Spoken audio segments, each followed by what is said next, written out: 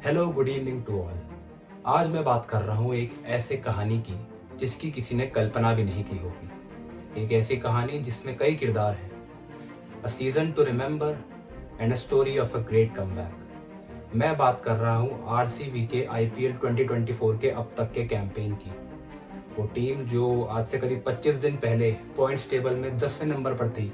अच्छा, उस समय तक आरसीबी 8 मैच खेल चुकी थी और उन्होंने सिर्फ एक जीत दर्ज की थी। और यार, बड़ा मुश्किल होता है ऐसी सिचुएशन से टीम को खड़ा करना। एक ऐसी टीम जो 8 में से सिर्फ एक मैच जीती हो और हम एक्सपेक्ट करें कि वो आगे 6 के 6 मैच जीत जाए, जहाँ पे एक जीत के लाले पड़ रहे हों। पर आरसीबी ने वो करके दिखाया जो हम मुंबई से देखा करते थे एक टाइम पे। हमने ओवर द ईयर्स देखा है कि मुंबई ऐसा करती है कि शुरुआत में मैच हारती है और उसके बाद नीचे से आके जीत के ट्रॉफी भी जीती है उन्होंने। पर आरसीबी ने वो करिश्मा किया है जो आगे आईपीएल हिस्ट्री में कई सालों तक याद रखा जाएगा।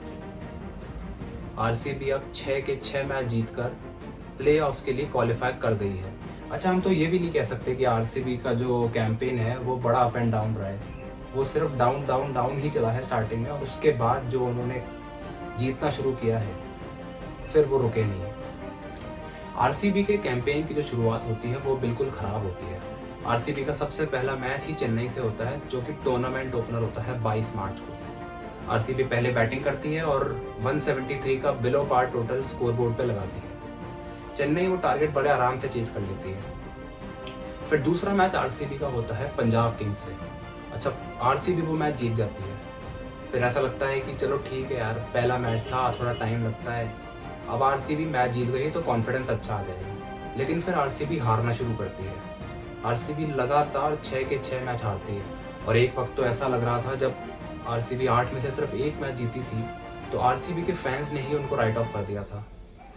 आरसीबी ने जो पहला मैच खेला हैदराबाद से, बहुत पिटाई लगी आरसीबी के बॉलर्स को। 287 का हाईएस्ट टोटल बनाया हैदराबाद ने। वो हौसले बिल्कुल पस्त हो चुके थे आरसीबी के। उसमें बस ये था कि डीके ने एक जो पारी खेली एंड में आके, तो उन्होंने रनों का मार्जिन बहुत कम कर दिया, लेकिन आरसीबी तब तक मैच हार चुका था। उसके बाद केकेआर वाले मैच में भी आरसीबी गेम में था, पर करते करते रन चेज में आरसीबी कोलैप्स कर गया। उसके बाद एंड में जब 21 रन बचे थे लास्ट ओवर में मिचेल स्टार्क के सामने, फिर आपको याद होगा करण शर्मा ने जो 3 छक्के मारे जबरदस्त, और फिर इक्वेशन बड़ी आसान थी कि 2 बॉल में 3 रन रह गए। पर एंड में आरसीबी वहां भी 1 रन से हार गया। उस समय ये रह गया था कि आरसीबी को अब सिर्फ अपने प्राइड के लिए खेलना है।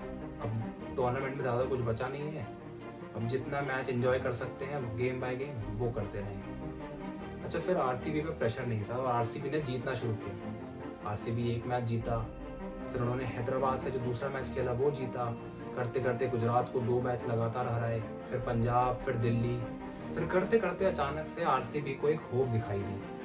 आरसीबी मैथमेटिकली बाहर नहीं हुआ था उस समय। अब उनका last league stage match Chennai से बचा था, जो कि उनको बड़े मार्जिन से जीतना था, ना कि सिर्फ जीतना था, बड़े मार्जिन से जीतना था। और इक्वेशन ये थी कि अगर आरसीबी पहले बैटिंग करता है तो उनको 18 या उससे ज़्यादा रनों से मैच जीतना है, और अगर वो सेकंड बैटिंग करता है तो उनको 18.1 ओवर से पहले वो टारगेट चेज कर देना है। अच्छा, वो तो छोड़िए, जो ऑड्स थे वो भी आरसीबी के अगेंस्ट थे, क्योंकि इस मैच में बारिश के बड़े आसार बन रहे थे। जब हम वेदर रिपोर्ट चेक कर रहे थे तो 70-80% बारिश के आसार थे। इसके अलावा विल जैक्स का छोड़ के जाना, और आरसीबी टॉस भी हार गया। आप जानते हैं जब ऐसी इक्वेशन आती है नेट रन नेट वाली, तो टीमें प्रेफर करती हैं कि वो चेज कर लें, क्योंकि उन्हें पता होता है कि क्या इक्वेशन है, हमें कहाँ तक जाना है। पर आरसीबी टॉस भी हार गया और उनको पहले बैटिंग कराई गई। अच्छा, पहले 3 ओवर तो बड़ी अच्छी शुरुआत रही आरसीबी की। 3 ओवर में 30 के करीब उनके रन आए और फिर अचानक से बारिश शुरू हुई। जब बारिश रुकी और जब रीस्टार्ट टाइम शुरू हुआ, तो अगर आपने मैच देखा होगा तो आपने देखा होगा कि फैफ डू प्लेसी और विराट कोहली कितने डिटरमाइंड थे बाहर जाने के लिए। कुछ देर के बाद मैच शुरू हुआ और हम क्या देखते हैं? हम ये देखते हैं कि पिच में स्पिनर्स को कितनी मदद मिल रही है। जो बारिश के बाद वाला जो फेज था उसमें अगले 4-5 ओवर तो इतना मतलब करीब 3.5-4 डिग्री टर्न हुआ है बॉल, और इतना फंस के आ रहा था तो बैट्समैन बहुत स्ट्रगल कर रहे थे। ना विराट के बैट पे बॉल आ रहा था, फैफ डू प्लेसी तो बहुत ज़्यादा स्ट्रगल कर रहे थे। पर दोनों खिलाड़ियों का एक्सपीरियंस उस समय काम आया। दोनों ने उस सिचुएशन को बड़े अच्छे से हैंडल किया, उस पीरियड को निकाला और उसके बाद खुलना शुरू हुए। विराट ने पहले काउंटर अटैक किया, फिर बाद में जडेजा को भी फैफ डू प्लेसी ने मारा, फिर बीच में विराट आउट हो गए। विराट बड़ा अच्छा खेल रहे थे लेकिन विराट का वो एज लगा और फिर वो बाउंड्री पे कैच। लेकिन जैसा मैंने कहा ना, इस स्टोरी में कई सारे किरदार हैं। आरसीबी अलग अलग टाइम पे अलग अलग हीरोज ढूंढता रहा मैच जिताने के लिए। रजत पाटीदार, जिनका सीजन की शुरुआत बड़ी खराब हुई थी, उन्होंने लगातार 5-6 मैच अच्छे खेले थे और इस मैच में भी आके मिडिल ओवर्स में उन्होंने जो काउंटर अटैक किया वो बड़ा काम आया। उसके बाद कैमरन ग्रीन का वो कैमियो, फिर मैक्सवेल की और डीके की वो हिट्स जो लास्ट में उन्होंने मारी, करते करते आरसीबी 218 तक पहुंच गया। इक्वेशन बड़ी साफ थी कि आरसीबी को 200 या उससे कम रनों से चेन्नई को रोकना है सेकेंड इनिंग में। और चेन्नई के लिए ये था कि अगर वो मैच जीतते हैं तो बढ़िया है, पर उनके पास वो 18 रनों का वो कुशन था, क्योंकि उनको 219 नहीं बनाने थे, उनको सिर्फ 201 रन बनाने थे क्वालिफाई करने के लिए। चेन्नई की बैटिंग शुरू हुई तो पहला ही बॉल ऋतुराज गायकवाड़ आउट हो गए।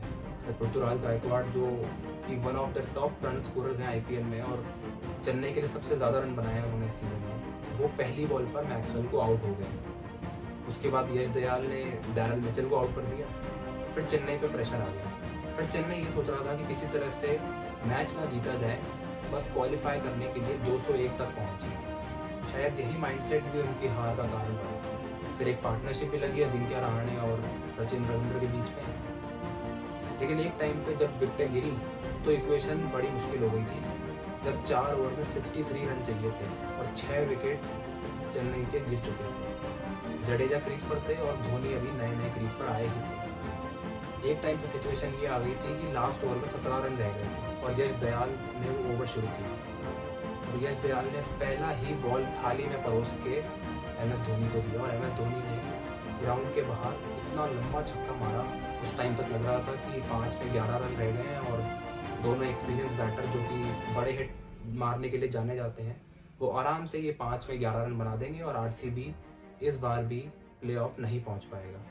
यश दयाल ने अगला बॉल यॉर्कर ट्राई नहीं किया। यश दयाल ने स्लोअर बॉल डाला जो कि धोनी ने मिस टाइम किया और बाउंड्री पर कैच आउट हो गए।